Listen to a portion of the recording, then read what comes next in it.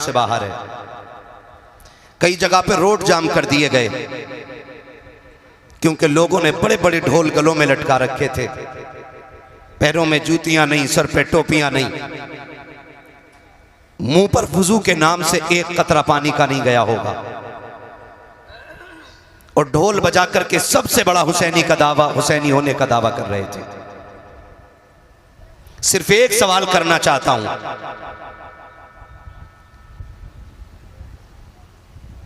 कि जिस इस्लाम की खासियत यह है कि उसका मानने वाला अगर किसी गली से गुजरे और उस गली में कोई पत्थर का टुकड़ा पड़ा रह जाए तो देखने वाला कहता शायद यहां से कोई मुसलमान नहीं गुजरा है।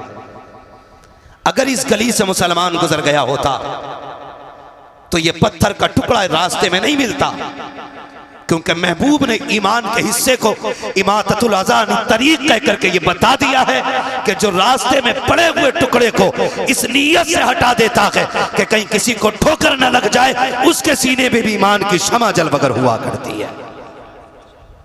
मैं सिर्फ एक बात पूछना चाहता हूं, अगर राह की पड़ी हुई चीज को हटा देना ईमान का हिस्सा है तो ताज़िये के नाम पे, ढोल के नाम पे राहों को इसलिए रोक देना ताकि लोग हमारी तादाद को देख के मुस्कुराने लग जाएं, हमारी कसरत को देख के मुस्कुराने लग जाएं, लोगों को हैरत हो हमारे सरों की तादाद देखकर। मैं पूछना चाहता हूं, ये कौन सा इस्लाम हम दुनिया को दिखाना चाहते हैं, कौन सा दीन दिखाना चाहते हैं? हम जानते हैं गाड़ियां फंसी रहती हैं, उनमें औरतें भी होती हैं, बच्चे भी होते हैं, भूखे भी होते हैं, प्यासे भी होते हैं। अगर तेरे ताज़िये की वजह से कोई बच्चा गाड़ी के अंदर सा रोने लग गया तो बता क्या फर्क रह जाएगा तेरे सितम में और यजीद के सितम में? अगर तेरी वजह से कोई गाड़ी में भूखा रह गया तो क्या फर्क रहेगा तेरे किरदार में और यजीद के किरदार में? तुम्हें खुदा का वास्ता लेके निकलो जुलूस, तुम्हारी मर्जी है, लेकिन राह फेर के नहीं, राह छोड़ के निकलो ताकि दुनिया को पता चल जाए। राहों को रोक लेना ये यजीदियों का काम है, राहें खोल देना ये हुसैनियों का काम है।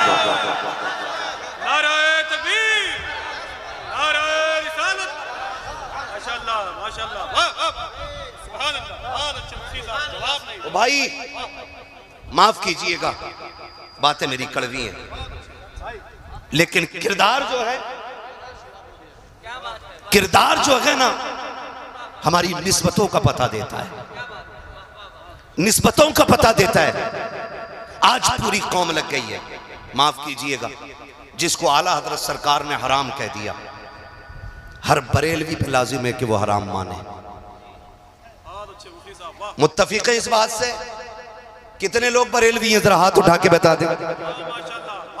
सारे ही बरेलवी हैं, ठीक है ना? तो बस अब हाथ नीचे कर लें, अपने उलमा की आप बातें माने।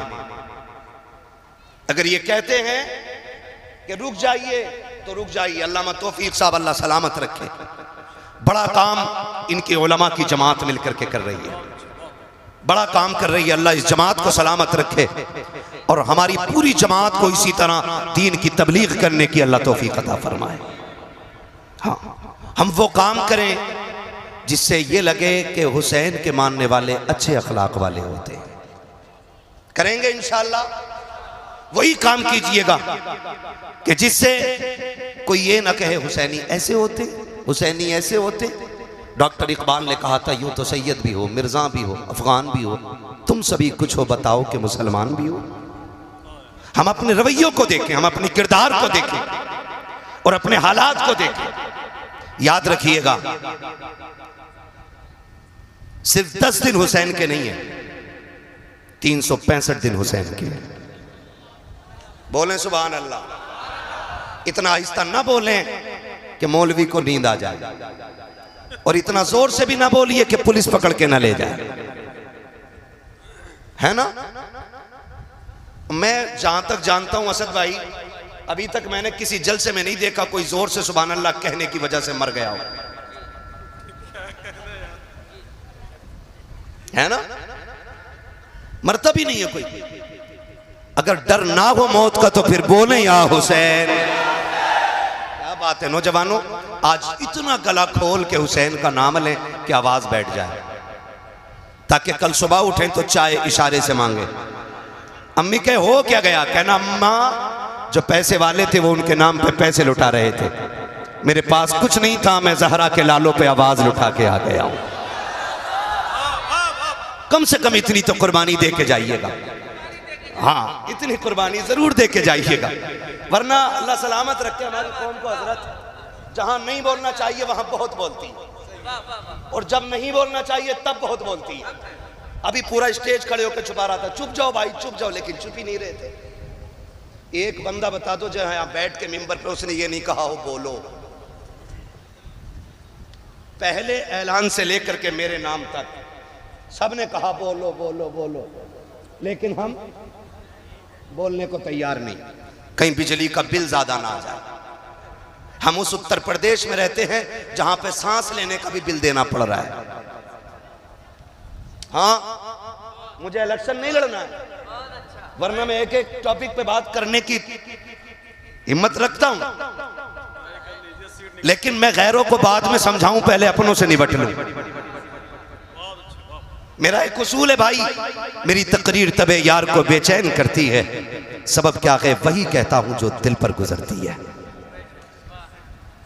बहुत गौर से मेरी बात सुनिएगा, कोई काम ऐसा ना करे। 365 दिन हुसैन के, बोलो है कि नहीं? 5 वक्त की अजानें हुसैन की हैं। अजान का हर कलमा हुसैन का है, कलमे का हर हर्फ हुसैन का है, और अगर करीब से देखें तो इबादत में चागत हुसैन की है, सजदों में लज्जत हुसैन की है। लेकिन उसे पता हो ना जिसने इस इबादत को मजबूती से पकड़ रखा हो, है ना। 10 मुहर्रम आई, ले सबील दे सबील, ले सबील दे सबील। माफ कीजिएगा मैं सबील का मुखालिफ नहीं, तबर्रुक है हुसैन, बटना चाहिए, लेकिन रुक के बताइए पानी वो है जिसे हुसैन ने मुंह मोड़ के देखा तक नहीं। जो सबसे ज्यादा 10 मुहर्रम में हम बांट रहे हैं, पानी वो है जिसे हुसैन ने मुड़ के देखा ही नहीं, और कुरान वो है जिसे नेज़े पे चढ़ के भी सुनाया है। अब इसी चीज को देखें, कौम पानी में डूब गई और सजदे भूल गई, कौम शरबत में डूब गई और तिलावत भूल गई। मैं ये नहीं कहता सबील ना बांटो, मैं ये भी नहीं कहता हलीम ना बनाओ, बनाओ, लेकिन जानते हो बनाने वाला दोपहर तक मेहनत करे और खुद भी मस्जिद में जाए, और सबील हुसैन के नाम का हो, हलीम हुसैन के नाम का हो, खाने वाले सारे जुहर की नमाज पढ़ के आए हो, फिर खाने में भी मजा आएगा। और गांव का नाम नहीं लूंगा, एक गांव में गए ना, अजान का वक्त हुआ तो मस्जिद वालों ने कहा कि भाई थोड़ा ये साउंड बंद कर लो। उन्होंने कहा कुछ दिन के लिए अपनी मस्जिद अलग ले जाओ, यहां तो डीजे बजे गई। ये मैं मुसलमानों की और सुन्नियों की बात कर रहा हूं मेरे भाई, रावजियों से तो हमारा कोई लेना ही देना नहीं है। मैं सुन्नियों की बात कर रहा हूं, हमारे बीच भी अंधभक्त है। शहादत याद रही, लेकिन शहादत के वक्त का सजदा याद नहीं रहा। ये क्यों भूल जाते हम? कह रहा कुछ दिन के लिए ना आप मस्जिद उधर ले जाइए, 10 दिन तक ये बंद नहीं होना। खुद सोचें जरा, ये हमारे रवैये दुरुस्त है? ये हमारे तरीके दुरुस्त है? नहीं है ना। अगली बात एक और कह दूं, वादा करें इंशाअल्लाह जैसी मुहर्रम का चांद नजर आएगा, हम तिलावत भी कसरत से शुरू कर देंगे और सजदे भी कसरत से शुरू करेंगे। वादा करते हैं इंशाअल्लाह, सारे वादा करते हैं इंशाअल्लाह। जो हाथ नहीं उठा रहे जरा चेक तो करो क्यों नहीं उठा रहे। अगर नहीं उठा तो दुआए कुनूत सुन लूंगा, खड़ा करके देखूं किसका हाथ नहीं उठा। बेटे तुझसे नहीं सुनूंगा, तू बहुत छोटा है, तू डर की वजह से हाथ ना उठा। हाँ, कोई बात नहीं है, करते हैं इंशाअल्लाह वादा। एक बात और कहूं, मुहर्रम की 10 तारीख शहादत की तारीख है। किस चीज की तारीख? शहादत की तारीख। इसमें अहले बैत अतहार का एक एक फर्द दीन के लिए कुर्बान हो रहा है। अगर मैं फर्दन फर्दन शहादत बयान करूं तो बड़ा वक्त चाहिए, बस मैं इशारतन किनायतन आपसे चंद बातें करना चाहता हूं। बातें अगर कड़वी लग जाएं तो माफ कर जाइएगा। मुहर्रम की 10 तारीख को आप देखें, जब 9 तारीख आई 10वीं शब, अमर इब्न साद ने खबर भेजी कि हुसैन से कहो जंग के लिए तैयार हो जाए। मेरे इमाम ने कहा अमर इब्न साद से जाके कहो जंगें भी कहीं शाम में होती हैं, जंगें भी कभी रात में होती हैं, जंग दिन के उजाले में होगी। उससे कहो कि जंग शाम में नहीं, अगर उसे जंग करनी है तो कल करें, हमें आज रात की मोहलत दी जाए, आज रात की मोहलत दी जाए। अमर बिन साद ने सोचा शायद हुसैन इसलिए इजाजत मांग रहे हैं कि तैयारी जंग की नहीं होगी, तलवार तेज होगी, तीरों की धारें तेज होंगी, नेज़े संभाले जाएंगे, नौजवानों को प्रैक्टिस कराई जाएगी तलवार चलाने की। लेकिन जानते हो उसने ये सोच के इजाजत दी कि ठीक है कल जंग करेंगे। मेरे हुसैन ने कहा मेरे दीवानों मेरे पास आओ, और बुला के सबसे कहा था सुनो ये यजीदी मेरे खून के प्यासे हैं, इन्हें तुमसे मतलब नहीं है। कोई बच्चे छोड़ के आया है, कोई बेटियां छोड़ के आया है, किसी ने माँ बाप छोड़े हैं। कहा सुनो हम करीम इब्ने करीम हैं, हम इजाजत देते हैं कि तुम जा सकते हो, ये यजीदी मेरे खून के प्यासे हैं, तुम्हें इनसे कोई मतलब नहीं और इनको तुमसे नहीं, तुम जाना चाहते हो तो जाओ। सबने इनकार कर दिया, हुसैन तुझे छोड़ के हम नहीं जा सकते। मेरे इमाम ने कहा अब्बास का जी आका का चराग गुल कर दो। क्यों? कि शायद जो उजाले में नहीं जाना चाहता हो वो अंधेरे में चला जाएगा। गाजी अब्बास ने चराग गुल किया। और लोगों तुम्हें मोहब्बतों का वास्ता है, मोहब्बतें इस तरह निभाई जाती हैं, रिश्ते इस तरह निभाए जाते हैं, और इस तरह से अहद व पैमान और वफा के वादे निभाए जाते हैं। मेरे हुसैन ने ना हालत जब चराग बुझ गया, थोड़ी देर के बाद का अब्बास का जी आका का जरा चराग रोशन करो। चराग रोशन हुआ ना, फर्क इतना था कि जब चराग बंद किया गया था आंखें सूखी थीं, और जब चराग जलाया गया तो आंखें भीग चुकी थीं। आंखें भीगी हुई देखी, कहा गया नहीं कोई। जब इतनी बात कही ना तो मेरे हुसैन का सबसे बूढ़ा सहाबी, सबसे बूढ़ा सिपाही, जिसको दुनिया हबीब इब्ने मज़ाहिर कहती है, आपकी उम्र शरीफ उस वक्त 72 या 76 साल थी, आपकी कमर झुकी हुई थी।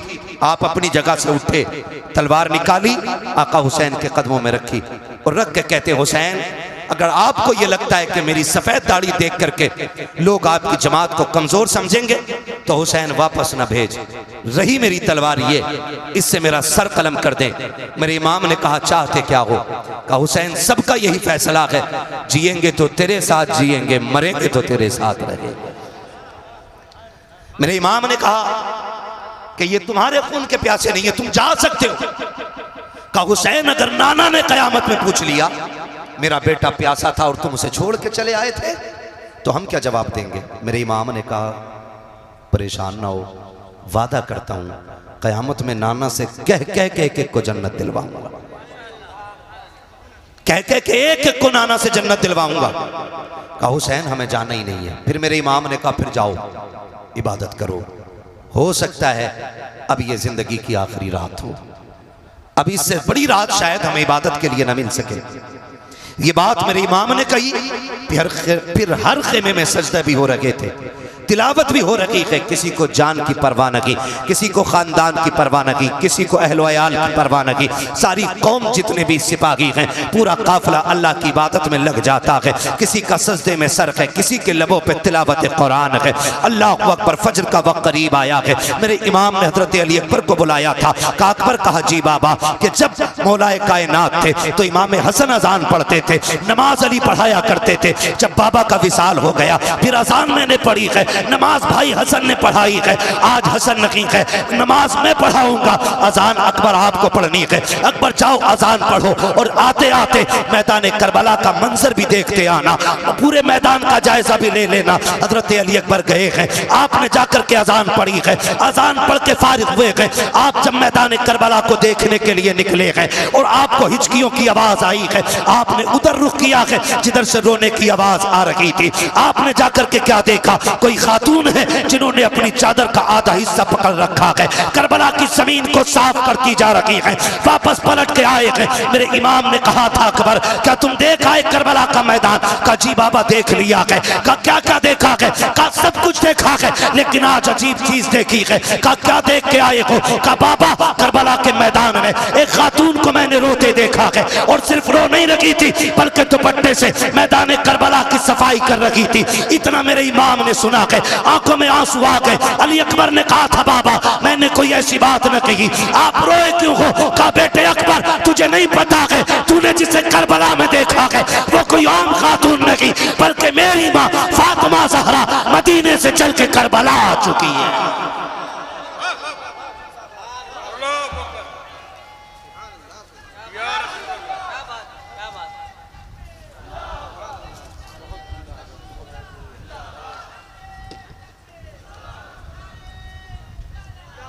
जवाब नहीं, जवाब दीजिए माशाअल्लाह।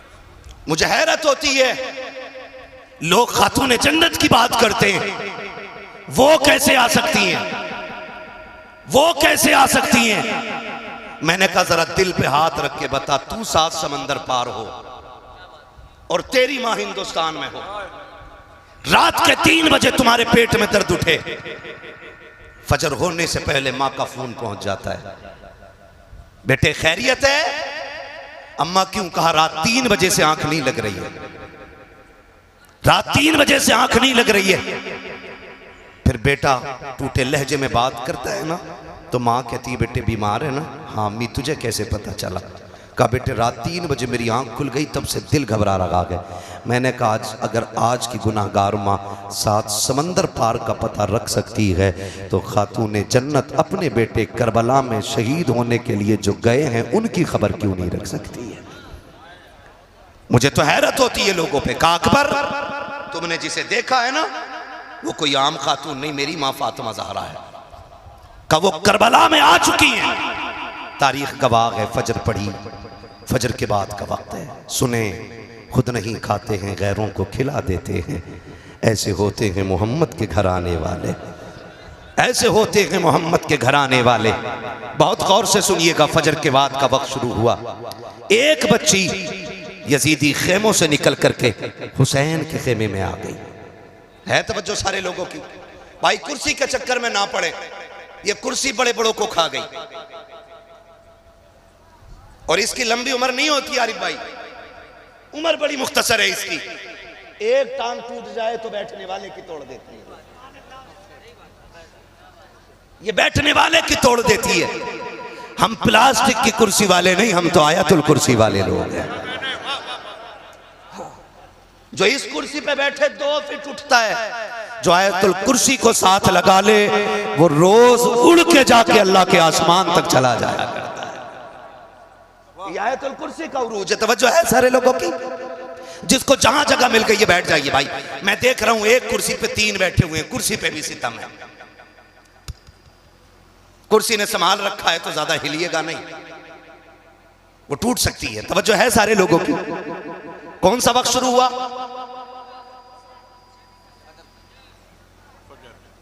फजर की नमाज तो हो गई, फजर के बाद का वक्त शुरू हुआ।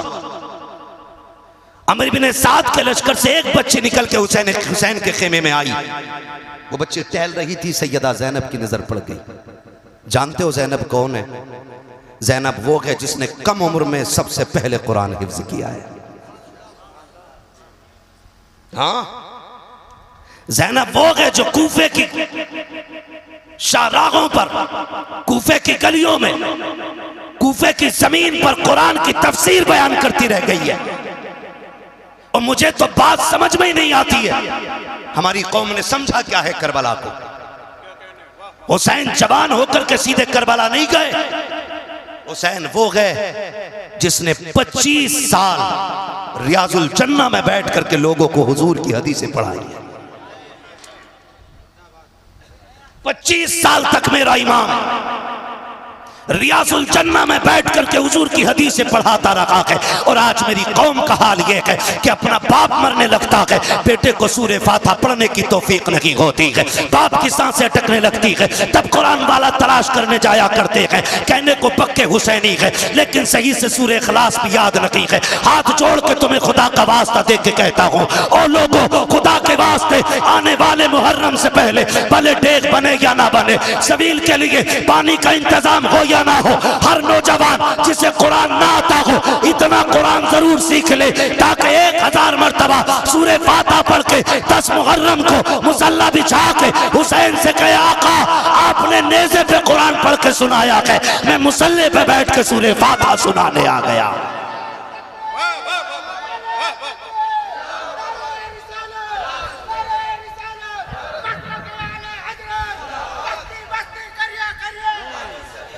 करेंगे इंशाअल्लाह, सीखेंगे कुरान, वादा करें इंशाअल्लाह, और नियत कर लेंगे तो इंशाअल्लाह कामयाबी मिल ही जाएगी, मिल ही जाएगी। हमने उन्हें मोबाइल चलाते देखा जिन्हें हिंदी नहीं आती। हाँ, एक कह रहा मुफ्ती अम्माद की तकरीर भेज दो, जिसे ये नहीं पता उधर कोई बैठा है क्या। तो हम लोग अंग्रेजी में मोबाइल चलाना सीख जाते हैं, तो क्या हमें कुरान पढ़ना नहीं आ सकता? बोलो, आ सकता है कि नहीं आ सकता है? वादा करते हैं ना आज हुसैन के नाम पे, आने वाले 10 मुहर्रम से पहले इंशाअल्लाह हम कम से कम सूरह फातिहा जरूर सीख लेंगे, और जितना ज्यादा से ज्यादा सीख सको सीख लो, वरना हमारी कौम का हाल यही है अलमिया भाई, हमारी कौम का हाल यह है, मस्जिद में 2 रकात पढ़ने जाता जिस दिन दूल्हा बनता।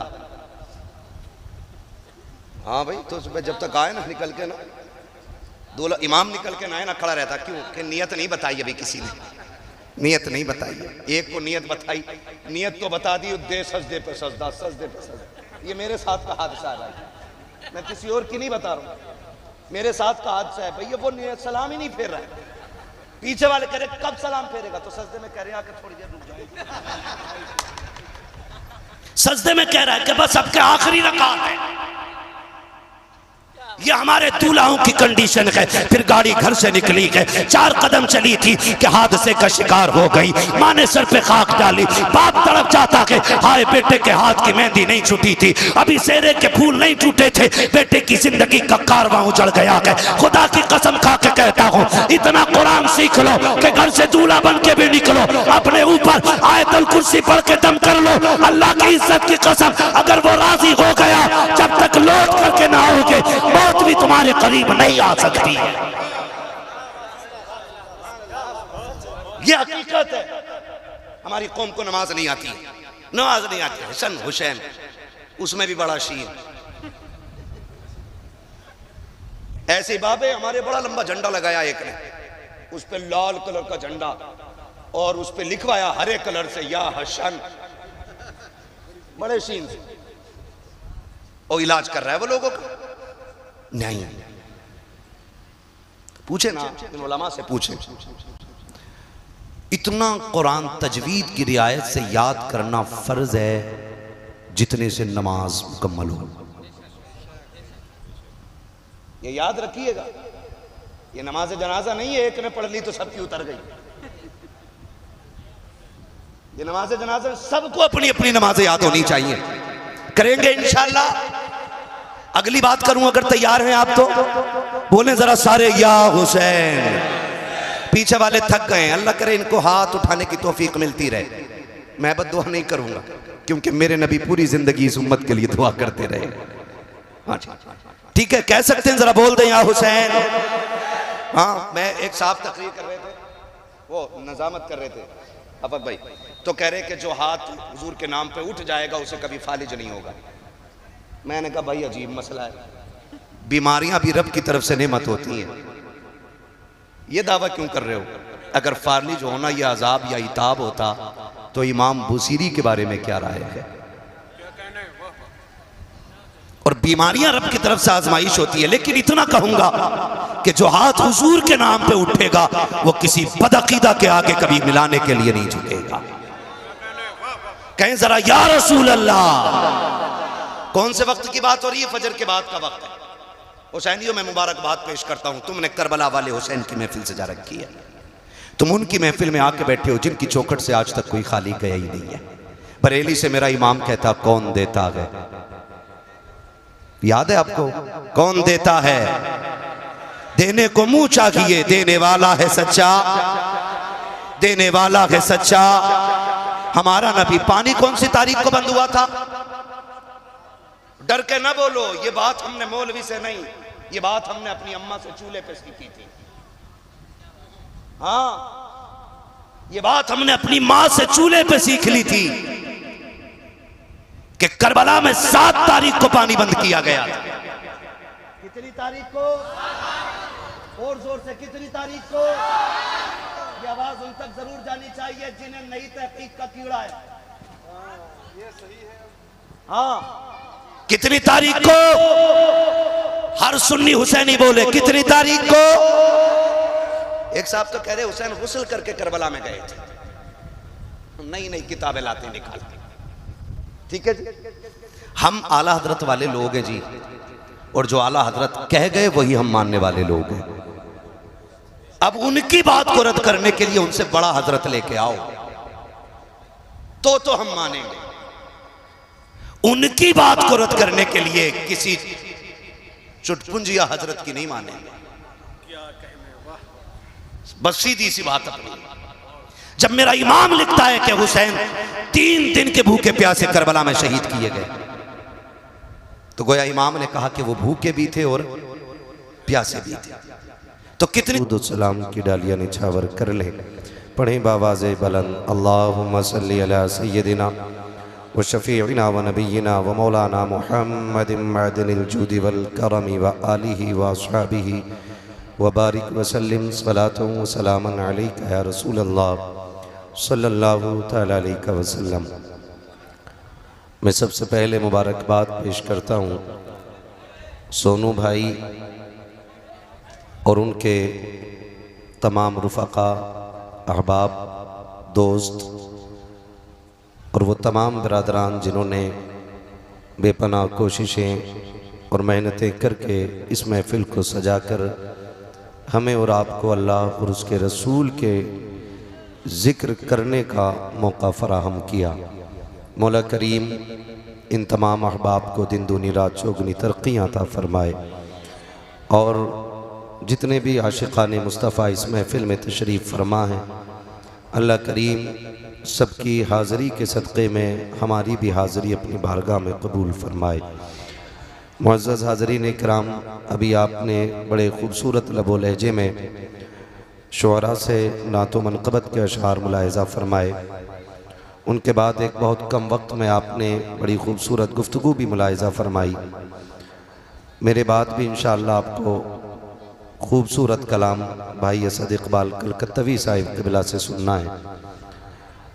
कोशिश ये रहेगी कि उतनी देर बात की जाए जितनी देर आपके कानों को बोझ न लगे, इसलिए कि ज़िक्र पाकों का है, ज़िक्र कदर वालों का है, इसलिए समाअतें भी कदर वाली ही होनी चाहिए। मैं नहीं चाहता कि उनके ज़िक्र को इस तरह सुना जाए कि जैसे कुछ सुना ही नहीं, क्योंकि ज़िक्र उन अजीम हस्तियों का मैं करूँगा कि जिनका तारुफ बरेली के इमाम ने इस तरह कराया कि सुबह तैबा में हुई बट्टाग़े बाड़ा नूर का, सदका लेने नूर का आया है तारा नूर का, मैं गदा तू बादशाह भर दे प्याला नूर का, नूर की सरकार नूर दिन दूना तेरा दे डाल सदका नूर का, तेरी नस्ल पाक में है बच्चा बच्चा नूर का, तू है ऐने नूर तेरा सब घराना नूर का, तू है ऐने नूर तेरा सब घराना नूर का। मुअज़्ज़ज़ हाज़रीन इकराम, दिली मुबारकबाद में यूँ भी पेश करूँगा कि आपने मुहर्रमुल हराम के इस मुबारक महीने की अजीम कुर्बानी का यूँ एहतराम किया कि न कोई तमाशा करके, न कोई ढोल की महफ़िल लगाकर, न कोई बाजे गाजे की रस्में सीधी करके यहाँ महफ़िल लगाई, बल्कि एक महफ़िल इसलिए सजाई है ताकि हम करबला वालों का भी ज़िक्र सुन सके, साथ में मदीने वालों का भी ज़िक्र सुन सके। और ये सबसे बड़ी बात है कि हम अपने असलाफ़ का ज़िक्र इसलिए करते हैं ताकि उनकी ज़िंदगी से हमें जीने का शऊर हासिल हो जाए। हम अपने बुज़ुर्गों की बातें इसलिए करते हैं ताकि अपनी ज़िंदगी को उनकी ज़िंदगी में ढालने की कोशिश करें, वरना सिर्फ वाक़यात सुनाना मकसूद नहीं होता है, वाक़या सुना और अनसुना कर दिया, इससे कोई बेहतर नतीजा नहीं निकलने वाला। मज़ा तो तब है कि जब उनकी ज़िंदगी के साँचे में अपनी ज़िंदगी को ढालने की कोशिश की जाए। नक़ीब अहले सुन्नत भाई आफाक रज़ा मुशाहिदी साहब क़िबला बेहद मेहनत कर रहे थे कि बोलें बोलें बोलें बोलें, तो कई लोग मजबूरी में हाथ उठा रहे थे। मैं पहले ही एक बात कह दूं, कोई उनके नाम पे मजबूरी में हाथ ना उठाए, भले ही पूरा उठ के यहाँ से चला जाए। यहाँ सिर्फ वो बैठे कि जो मेरे लिए ना आया हो, असद भाई के लिए ना आया हो, आफाक भाई के लिए ना आया हो, सैफ रज़ा के लिए ना आया हो, समीर रज़ा के लिए ना आया हो। यहाँ वो बैठे जो सिर्फ मदीने वाले मुस्तफ़ा के लिए आया हो। ये याद रखिएगा, वरना ये उसूल बना लें और ये अपनी ज़िंदगी का अपनी ज़िंदगी का वजीफ़ा भी इसी को कर लें और उठते बैठते यही कहा करें, जब तक बिके न थे तो कोई पूछता न था, जब तक बिके न थे तो कोई पूछता न था, तुमने ख़रीद कर हमें अनमोल कर दिया। अज़ीज़ान मिल्लत इस्लामिया, मैं इस मौके को गनीमत समझता हूँ और मैं सोच रहा हूँ लोहा गर्म है तो चोट मार ही देनी चाहिए, क्योंकि हज़ारों की तादाद में बातें सुनने वाले लोग रोज़ रोज़ नहीं मिलेंगे। आज है तो मैं बात कह जाऊँ, और मैं ये पूरी जिम्मेदारी के साथ कह रहा हूँ, अगर मैं अपने बाप की बात करूँ तो गरेबान पकड़ के मिंबर से उठा देना, और बात रसूल पाक की हो तो एक एक बंदा इस बात को सीने पे नोट करके लेकर के जाए। मैं बड़ी शर्मिंदगी के साथ ये कह रहा हूँ कि हम उस कौम को परवान चढ़ा रहे हैं जिसमें से 30% हमारी कौम को अभी जलसों में बैठने का अदब नहीं आया है। बुरा ना मानिएगा, ये मत सोचिए हम ही आए और हम ही को डांट पड़ गई। हमारी कौम के 30% नौजवानों को भी जलसों में बैठने की भी तमीज नहीं। अगर गलत कह रहा हूं अंदाज। इस तरह की और वीडियो देखने के लिए हमारे चैनल को सब्सक्राइब करना ना भूलें।